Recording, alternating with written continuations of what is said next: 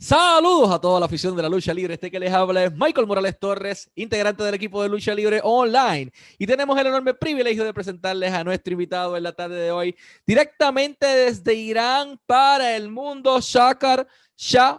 Zakar, it is an honor for us to have you here as our guest, man. We're psyched to have you here. How are you doing today?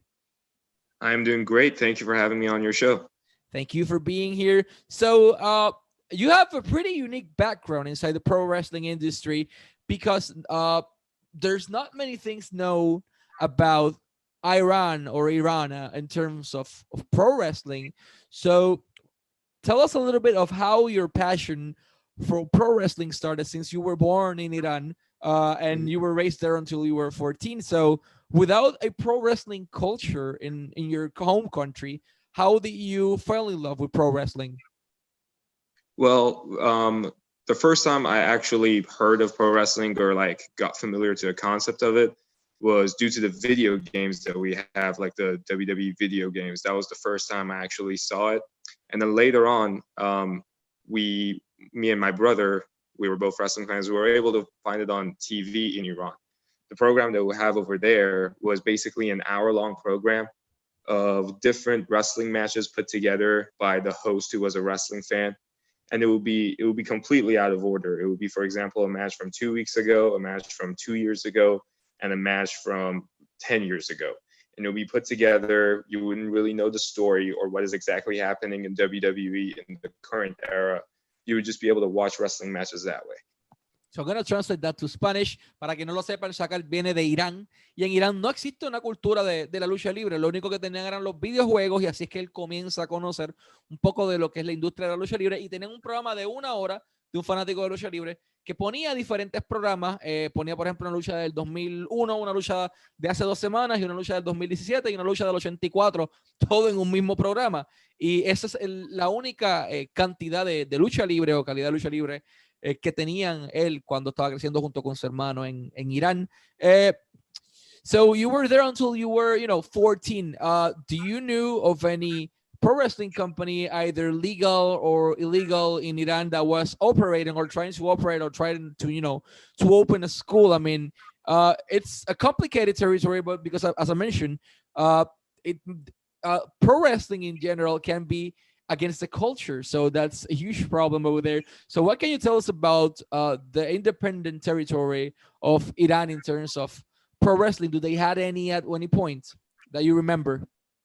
Well, as far as I remember, there was once that something like that was on the news, but it was basically the news of it like it was like an underground promotion, like truly the same format of a TV show like Lucha Underground. And they got caught, and like that was the news, was that they got caught having this promotion. And it was, I don't think they had understood the concept of pro wrestling. So it was basically as if they were doing UFC and MMA fights in a basement, but they were doing wrestling characters with it, thinking that it's professional wrestling. And then everybody that was involved in it got arrested, as it's not really legal in Iran. So I'm going to translate that to Spanish. En Irán, la lucha libre va en contra de lo que es el factor cultural. Entonces menciona que la única lucha libre que había y que se enteró fue a través de las noticias. ¿Por qué? Porque los atraparon. La lucha libre ya es ilegal y operaba de manera ilegal dentro de un sótano, un basement, como el concepto de lucha underground, en donde en vez de MMA o peleas ilegales, pues tenían lucha libre con personajes y creación de todo. Y pues la empresa la cerraron, el gobierno allá, y pues no hay en estos momentos lucha libre en Irán. So, before moving to the United States, is it pro wrestling fun in Iran along with your brother? Were you educated enough to understand that what was a gimmick, what was a storyline, what was everything inside the pro wrestling industry? I mean, through the video games and the program, the 1 hour program you had from this pro wrestling fan and on TV, do you have like enough education in terms of pro wrestling to decide this is what I want to do for the rest of my life? Oh, I mean, from figuring out what wrestling actually was, I somewhat could figure out like through the gimmicks and work and everything. But it was basically when we were watching an argument with my brother saying they can't do that to each other. If they actually would, they would, like, something would happen, they wouldn't get up. And me saying, no, they're strong, so they're fine. So we would always have this argument over what's real and what's not. But from the moment I watched it, even if I didn't actually completely figure out exactly what it is, or like if it's a fight, I knew I wanted to do it. I don't know what about it just like attracted me. I think it was just the theater with it, with the audience admiring or with the audience hating someone, and the acting mixed with the sport and the fighting of it.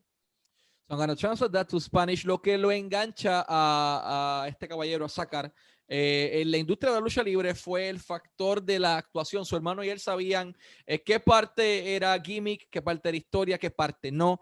Y se cuestionaban como que por qué no se lastiman, etcétera, etcétera.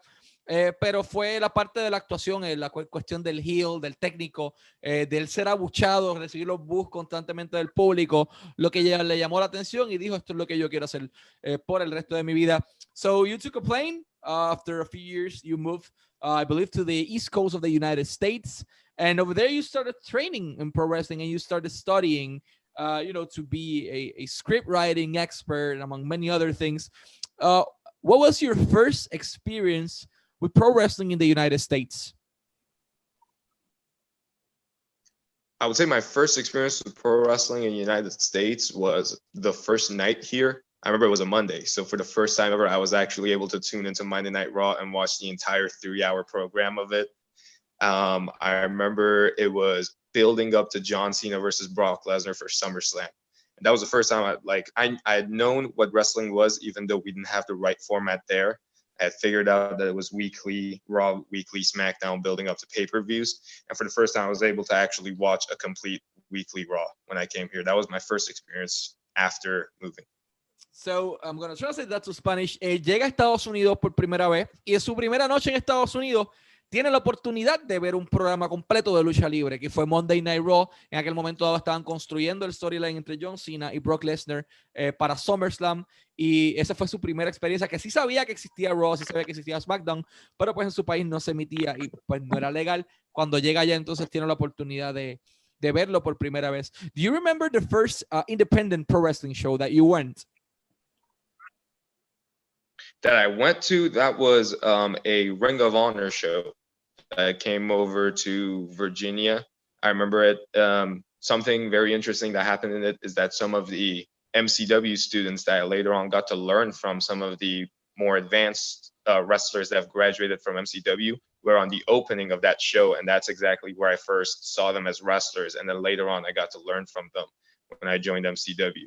What do you thought of the crowd at that moment? I mean, being for the first time in your life, being part of a pro wrestling crowd, the cheers, the boos, the aggressive fans of the East Coast, because trust me, they're difficult as hell to work with, but they're passionate and they let you know what they feel and how they feel it. So how was your experience for the first time being in a pro wrestling crowd? It was a lot, even like it's a lot more intense than you even think it is by seeing it over on TV, because when you're in it, it's like you can only hear half of that reaction captured on camera of like the chants, the cheers, the boos. But when you're in the audience, it's just a crazy feeling of everybody watching the same thing and liking someone or hating someone just as much and joining each other in how they react to something. Yeah, I'm going to translate that to Spanish. En aquel momento dado, su primer show fue uno de Ring of Honor con estudiantes de MCW y la lucha inicial en la primera de la noche, que eventualmente aprendió de ellos, y ese tema iremos ya mismito. Entonces, su primera experiencia como público, pudo experimentar que pues la televisión veía la mitad de lo que realmente ocurría, y el algarabía, el ruido y todo, simplemente quedó pues enamorado de lo que la lucha libre, más de lo que ya estaba. Let's fast forward a little bit in time. You started training pro wrestling first of all in MCW's academy, and after that you were currently training on CCW's academy. So do you remember that first bump you took? I mean, I practiced pro wrestling for 2 years, and I remember the first bump I took. I almost broke my neck and I went without air at that point. So do you remember the first experience with the canvas? Well, just to go back a little bit to the question, I still do train at both. I love both training schools. MCW is always going to be my home, and I still do go there a lot. But yes, back to the first bump, I remember it was very scary because they were telling us you need to tuck your chin. You need to make sure if you think you've tucked your chin, tuck your chin even more to make sure your head doesn't hit the back of the canvas.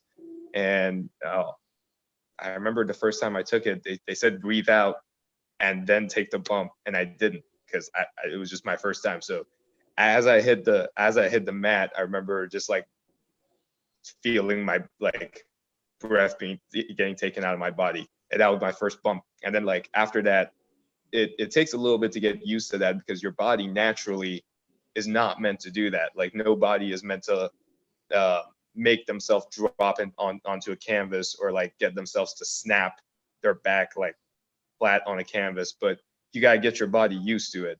It's something that doesn't come easily, because you're meant to try to protect yourself.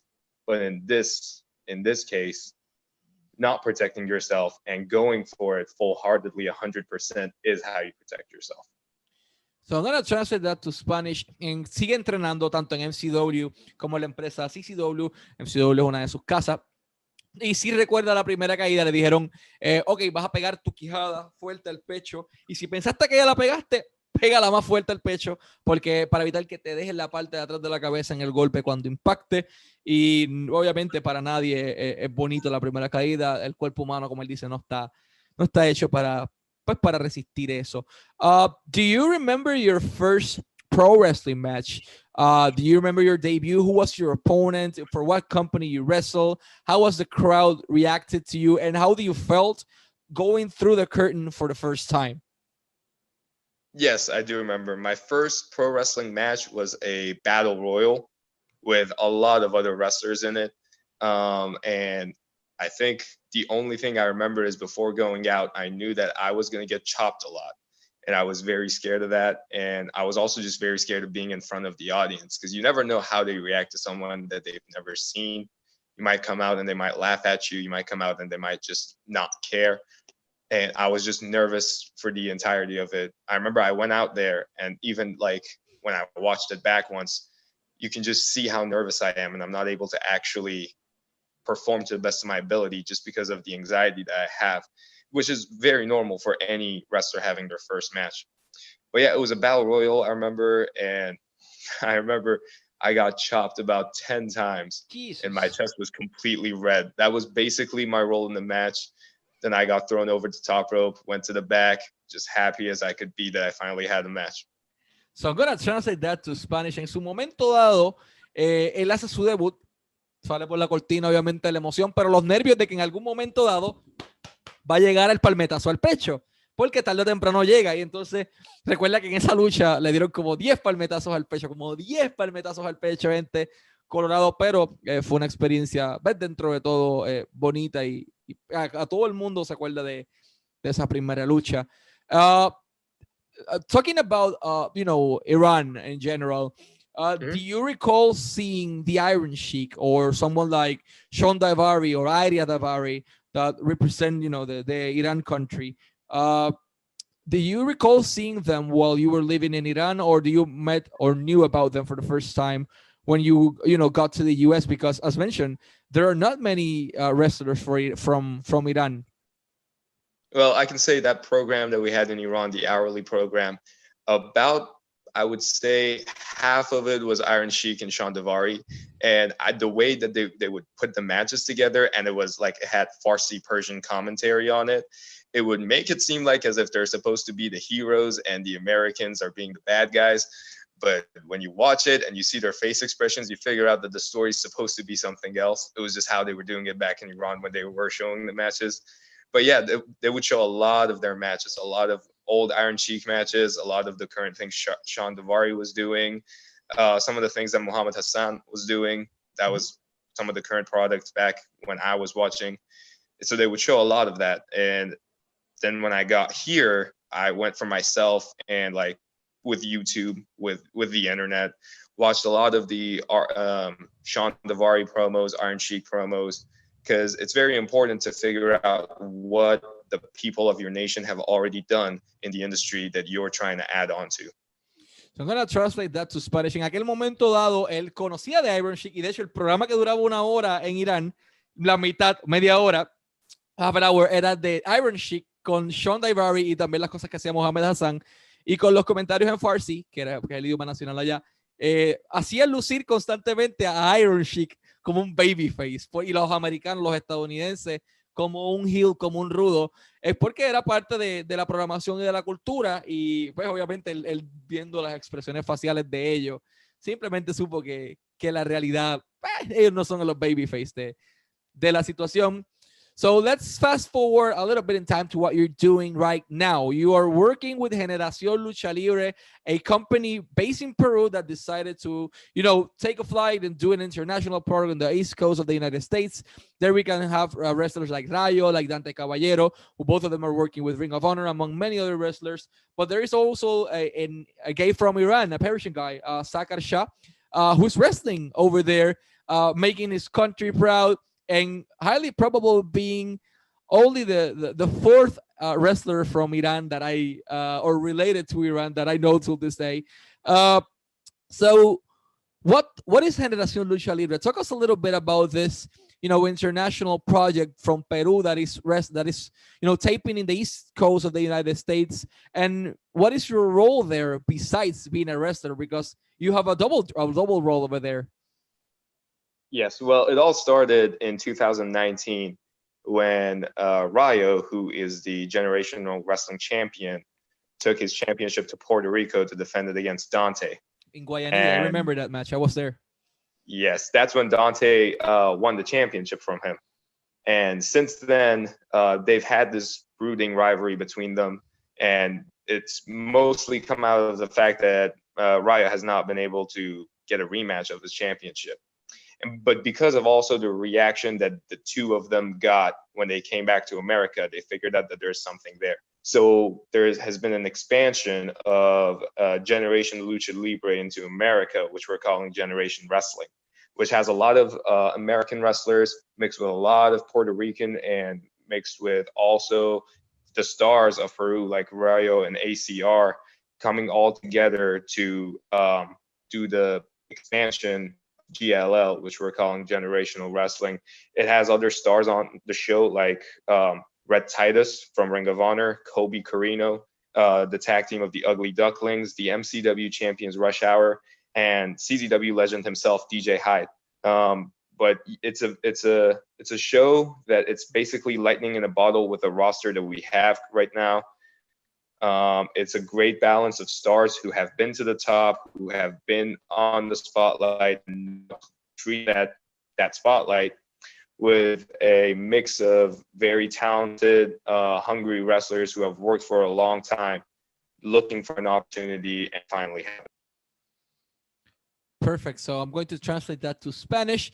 Generación Lucha Libre es el proyecto que sale de Perú y se mueve a la costa este de los Estados Unidos, pues Generación Wrestling allá o Generation Wrestling en Estados Unidos, que internacionaliza su producto. Habla de la rivalidad que tuvieron Rayo y Dante Caballero, que siguen teniendo todavía, tienen su primera lucha en Puerto Rico. Rayo le quita el campeonato, Rayo pierde el campeonato ante Dante Caballero acá en Guayanilla.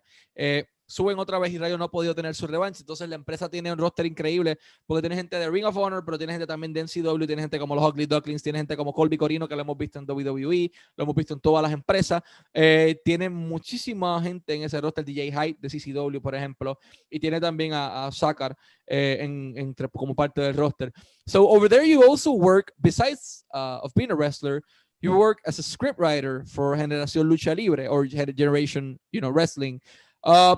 What's the difficult part or the most complicated part to adapt while being a wrestler and being a script writer or a creative staff member of a pro wrestling company, the egos behind the scenes that can occur because of this. So how are you managing this situation of having two roles at the same time?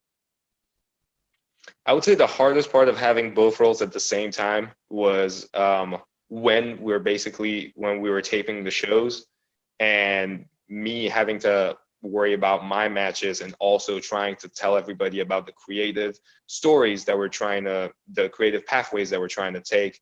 It can be a bit too much, but as far as the egos go, with the locker room that we have, with the wrestlers that we have, with me, Rayo, there isn't much ego going around. It's a very healthy environment, and I'm very glad about that. It's mostly because Majority of the locker room is people that I've known since I've entered this business. It's like a family that's doing this show together now.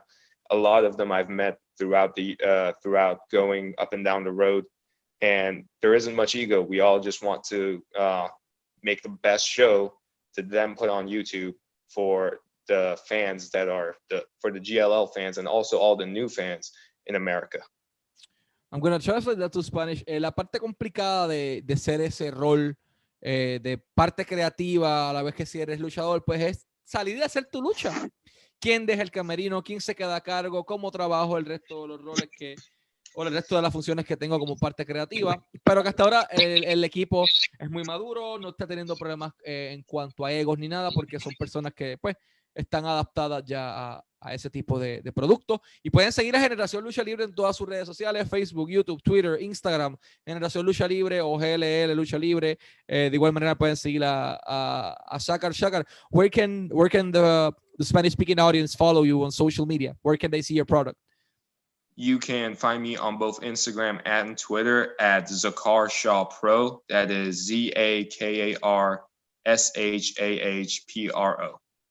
Awesome. So Zakar Shah, you mentioned. We will also look for it right now. So before we go, you have a pretty interesting background. You are working as a creative staff member. You're working as a pro wrestler, but your specialty is to create this new gimmicks or characters inside the pro wrestling industry and create storylines in order to connect with the audience, but specifically with the Eastern Coast audience and then the Latin American audience, since the company is Peruvian. Have you ever faced have you ever done pro wrestling outside of the East Coast of the United States? Have you had the opportunity to do it? Well, I've had the opportunity to do it exactly in the same way that GLL is. As far as the location, it's still being done in the East Coast, but it's a product that is being catered to a different audience, because I've also been involved with PRWA. So I've also done that one, but it was also taped in the East Coast. But as far as getting out of the East Coast due to the COVID and everything that has happened since I've started to take on the indies and take on the road, it's not really that easy. I've been a little bit to the south of America, not South America, the south of the United States. But as the travel bans get to loosen up a little bit, I'm hoping to actually be able to travel around the world doing what I love. Awesome, man. So a guy from Iran that had this dream and arrived to the East Coast of the United States, becomes a pro wrestler, becomes a script writer, and is in charge of running the scripts for a pro wrestling company from Peru, for a pro wrestling company from Puerto Rico, a guy that trains in two of the main East Coast independent companies, such as MCW and CCW. Make sure you follow him in his social media. Make sure to check out the Generación Lucha Libre product as well as the PRWA product. PRWA Back to Attack in all their social media as well. Zakar, we thank you so much for your time and for the opportunity. Always wishing you the best of lucks, man. And let's hope to see your name shine even brighter in the spotlight in a main pro wrestling company soon. I know you have the talent. I know you have the brilliant mind to do it. So let's hope to see you soon in a principal pro wrestling company, man. Thank you. Thank you, sir. I appreciate your time. Thank you.